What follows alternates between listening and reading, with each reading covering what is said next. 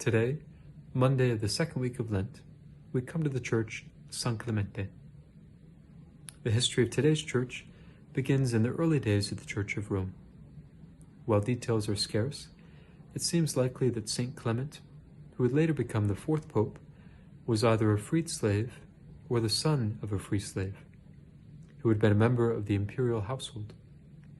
Clement wrote a letter to the Corinthians, with other writings being of less secure authenticity.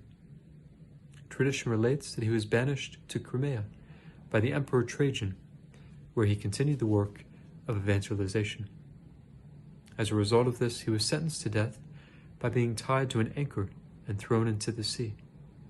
It seems that his relics were recovered and buried nearby, where they were later found with the anchor by St. Cyril. Even before the legalization of Christianity, a house was on this site. This was later replaced with a larger basilica just over a century later, completed by the year 390. This was renovated between the years 533 and 535. And then on their mission to Rome in 867, Saints Cyril and Methodius, the apostles to the Slavs, brought back the relics of Saint Clement, which were then enshrined here by Pope Adrian II. 2 years later, in 869, Cyril passed away in Rome, and his relics were likewise enshrined here. As with the rest of this area, the Norman attack of the year 1084 reduced this church to ruins. While the church remained serviceable, even hosting the election of Paschal II in 1099, rebuilding was of grave necessity.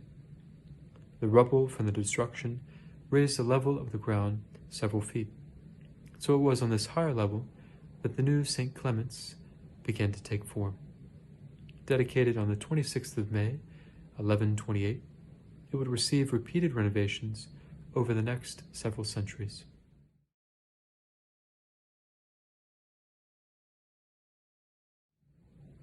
So we begin our visit in the front courtyard, entered through a 13th century portico. Just before entering the door of the church, we see a commemorative plaque off to the right.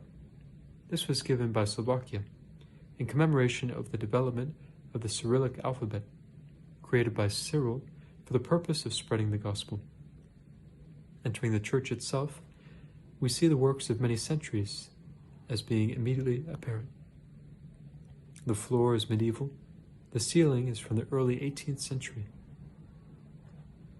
Through a door on the right aisle, we can enter the church's fascinating excavations, well worth the small cost of admission.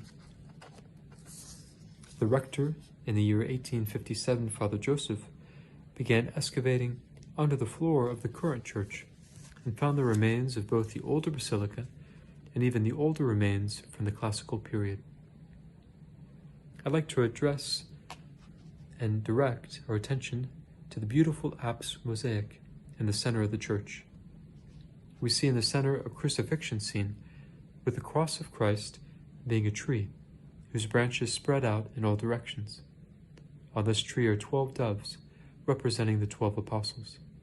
In the curls of the branches are various scenes and figures, including the 4 Latin doctors of the church. Below is a line of 12 lambs coming forth from Jerusalem and Bethlehem, in a motif we have seen elsewhere.